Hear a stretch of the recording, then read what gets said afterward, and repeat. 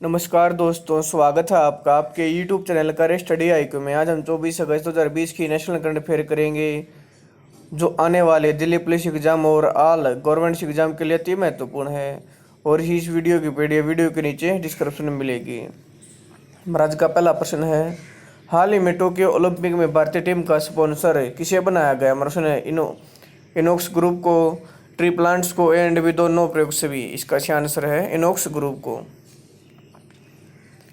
भारत में ओलंपिक गतिविधि की साक्षी निकाय भारतीय ओलंपिक संघ और इनोक्स ग्रुप ने टोक्यो ओलंपिक में टीम इंडिया को सपोर्ट करने के लिए एक स्पॉन्सरशिप समझौते पर हस्ताक्षर किए गए, जिसे हाल ही में 23 जुलाई से 8 अगस्त 2021 तक आयोजित करने के लिए पुनः निर्धारित किया गया था। यह साझेदारी समझौता समूह की मनोरंजन कंपनी इनोक्स लीजर लिमिटेड के माध्यम से टीम इंडिया के प्रचार को आगे बढ़ाएगी। इनोक्स ग्रुप के बारे में, इनोक्स ग्रुप एक विविध भारतीय समूह है जिसमें मल्टीप्लेक्स चैन के अलावा मेडिकल और इंडस्ट्रियल गैस क्रायोजेनिक उपकरण, एलएनजी स्टोरेज और डिस्ट्रीब्यूशन उपकरण बनाने वाली गतिविधियां शामिल हैं। अगला प्रश्न है, हाल ही में स्वच्छ सर्वेक्षण 2020 के परिणाम में कौन सा शहर शीर्ष पर रहा? मर्शन इंदौर, चेन्नई, हैदराबाद, इनमें से उपरोक्त सभी। इसका सही आंसर है इंदौर। वर्ष 2020 के स्वच्छ सर्वेक्षण पुरस्कारों की घोषणा कर दी गई है, जिसमें इंदौर ने लगातार चौथे वर्ष बाद का सबसे स्वच्छ शहर होने का अपना दर्जा बनाए रखा है।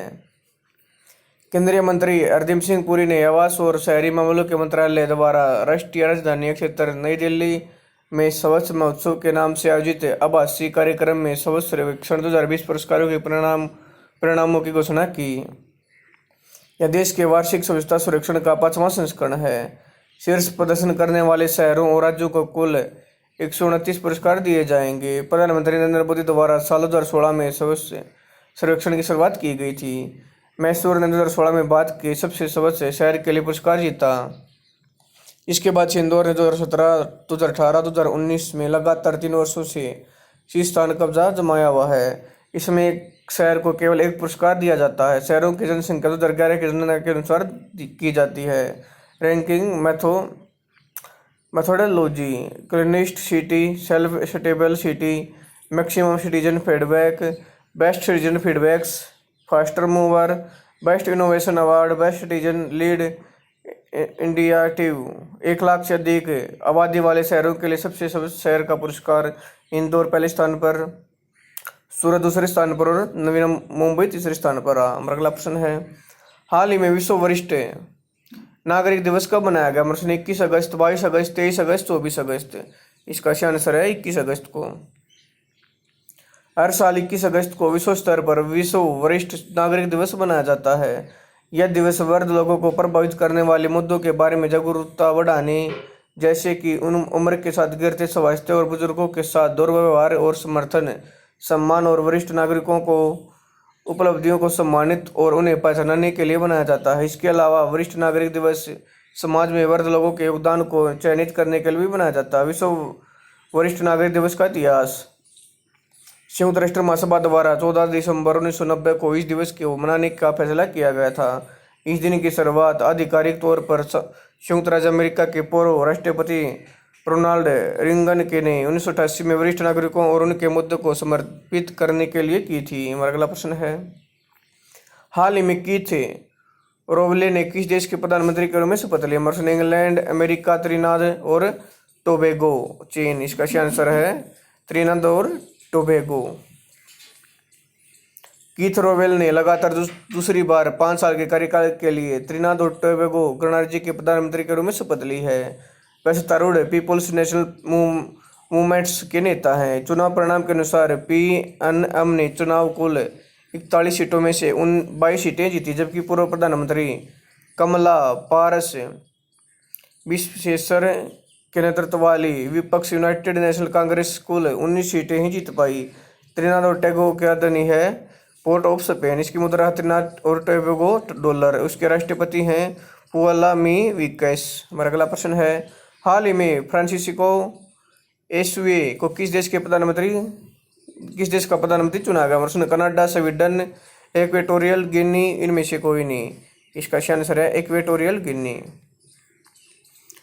Francisco Pascual Eyegue Obama Asue को लगातार तीसरी बार इक्वेटोरियल गिनी गणराज्य का प्रधानमंत्री नियुक्त किया गया है। इससे पहले एसवे सरकार ने 14 अगस्त 2020 को राष्ट्रपति की आलोचना के बाद राष्ट्रपति तेओडोरो ओबियांग को अपना इस्तीफा सौंप दिया था। आर्थिक समस्या को हल करने के लिए सरकार को भंग कर दिया गया था।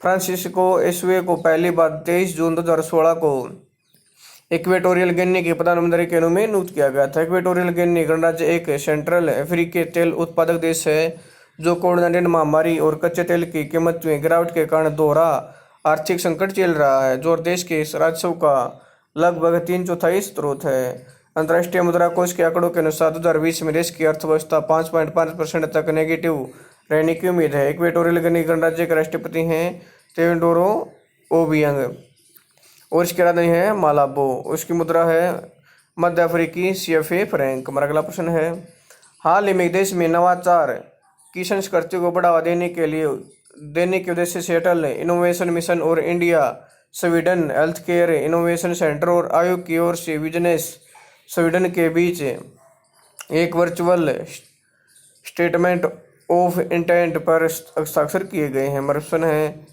नीति आयोग ने, वित्त आयोग ने, भारतीय स्पर्धा आयोग ने, इनमें से कोई नहीं। इसका सही आंसर है नीति आयोग द्वारा।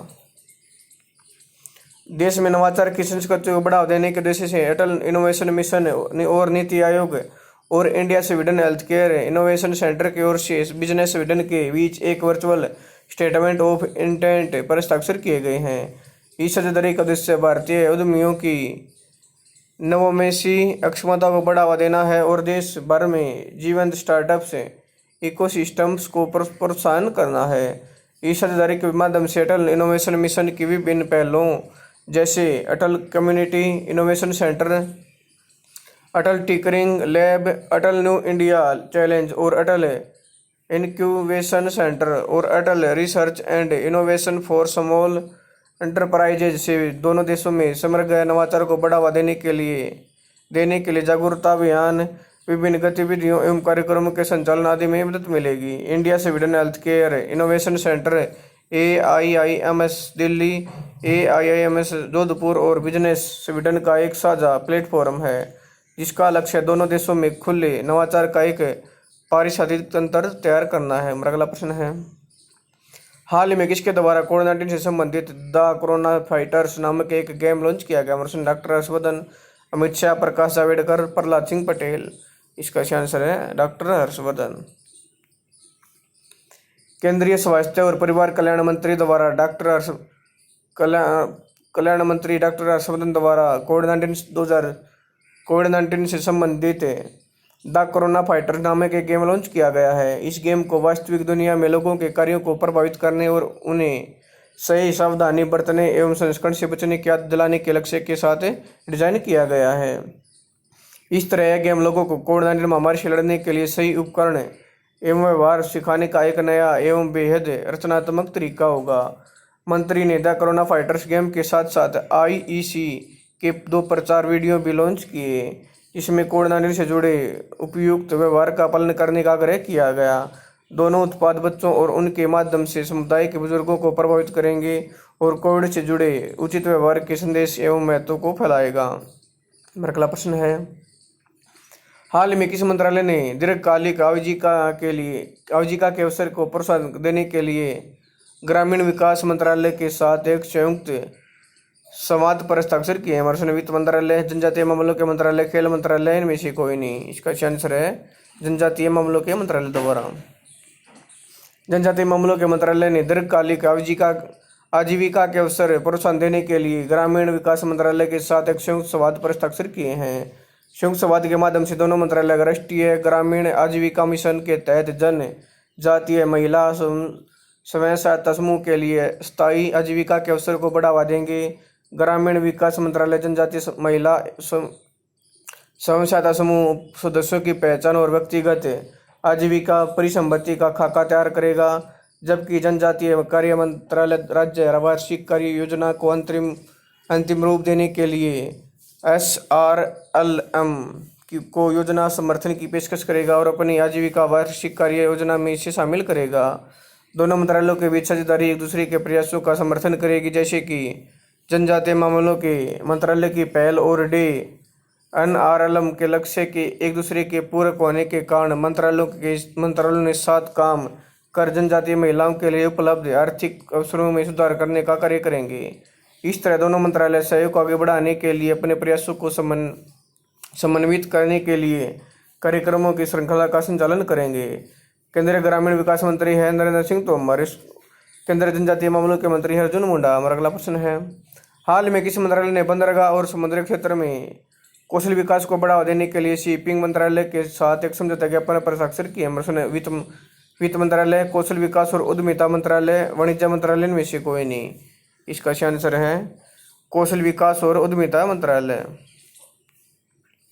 कौशल विकास एवं उद्यमिता मंत्रालय ने बंदरगाह और समुद्री क्षेत्र में कौशल विकास को बढ़ावा देने के लिए शिपिंग मंत्रालय के साथ एक समझौता ज्ञापन पर हस्ताक्षर किए हैं। दोनों मंत्रालयों के बीच साझेदारी बढ़ते हुए समुद्री उद्योग और तटीय समुदाय के विकास के लिए कौशल, पुनः कौशल और कौशल में वृद्धि करने के उद्देश्य से की गई है। समझौता ज्ञापन तटीय क्षेत्रों में के युवाओं को रोजगार के व्यापक अवसर प्रदान करेगा। यह शिपिंग मंत्रालय के सागरमाला कार्यक्रम के तहत तटीय समुदाय विकास की प्रतिबद्धता को और मजबूत बनाएगा। इसके अलावा यह बंदरगाहों के विकास के साथ साथ भारत के समुद्री क्षेत्र और विश्व स्तर पर कुशल जनशक्ति का पोषण करने की दिशा में काम करेगा। केंद्रीय कौशल विकास और उद्यमिता मंत्री हैं महेंद्र नाथ पांडे। शिपिंग राज्य मंत्री हैं मनसुख एल मंडाविया। हमारा अगला प्रश्न है, हाल में पूर्व भारतीय क्रिकेटर गोपाल स्वामी कस्तूरीरंगन का निधन कितने वर्ष की आयु में हो गया? 89 वर्ष, 90 वर्ष, 95 वर्ष, 99 वर्ष। इसका सही आंसर है 89 वर्ष। पूर्व क्रिकेटर, प्रशासक और पिच क्यूरेटर गोपाल स्वामी अय्यर कस्तूरीरंगन का निधन 89 वर्ष की आयु में हो गया। उनका जन्म 12 अक्टूबर 1930 को चेन्नई, तमिलनाडु में हुआ था। उनके करियर की शुरुआत रणजी ट्रॉफी 1948-49 सीजन में इसमें मैसूर से हुई थी। उन्होंने 1962-63 सीजन के बाद प्रथम श्रेणी क्रिकेट से संन्यास ले लिया था। गोपाल स्वामी कस्तूरीरंगन एक तेज गेंदबाज थे जिन्होंने 36 प्रथम श्रेणी मैच खेले और मैसूर रणजी टीम की कप्तानी की थी। इसके अलावा उन्होंने BCCI मैदान और पिच समिति के अध्यक्ष और कर्नाटक राज्य क्रिकेट संघ के उपाध्यक्ष के रूप में भी कार्य किया था। दोस्तों, अगर आपको वीडियो पसंद आए तो आप मेरे YouTube चैनल करें स्टडी को लाइक करें, चैनल को सब्सक्राइब करें, इसके बेल आइकन को दबा दें ताकि आने वाली हर एक वीडियो का नोटिफिकेशन आपको टाइम पे मिलता रहे। धन्यवाद दोस्तों।